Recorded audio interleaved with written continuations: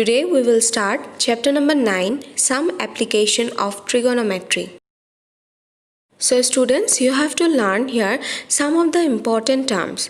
First one is line of sight. What does it mean? The line drawn from the eye of an observer to the point in the object viewed by the observer. What does it mean? I will explain by an example. Okay students? See, the person standing is the observer and he is observing to an object, and the line drawn from the observer eye to the object is line of sight. Similarly, the line drawn from the observer eye to this object will be line of sight. I think it is clear. And this is the horizontal level. Now the next one is angle of elevation. What does it mean, students? It means that the angle formed by the line of sight with the horizontal when it is above the horizontal level. Okay, that is the case when we raise our head to look at the object. I am showing you. See, the line of sight is this one and this one is the horizontal level, and our angle of elevation will be this one, between the line of sight and the horizontal level. That is the case when we raise our head to look at the object. Now the third one is angle of depression. The angle of depression is formed between the line of sight with the horizontal line when it is below the horizontal level.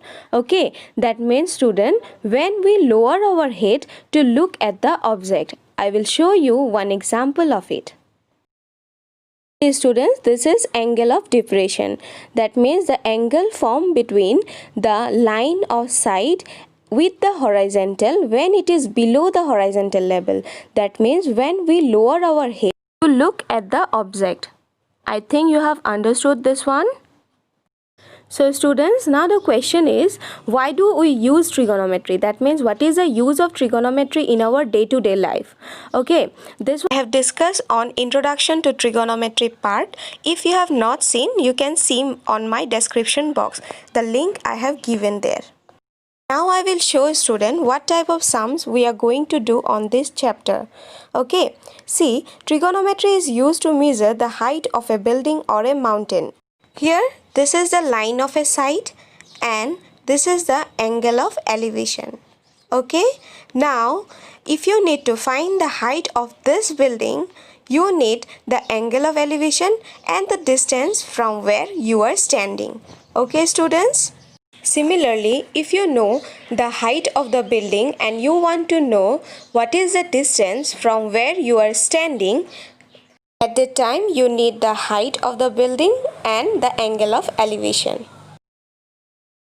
So students, on my next video I will show you how to find the height of a building or a mountain with the help of the trigonometry. For today, your homework is give one example of angle of elevation and angle of depression from your surrounding.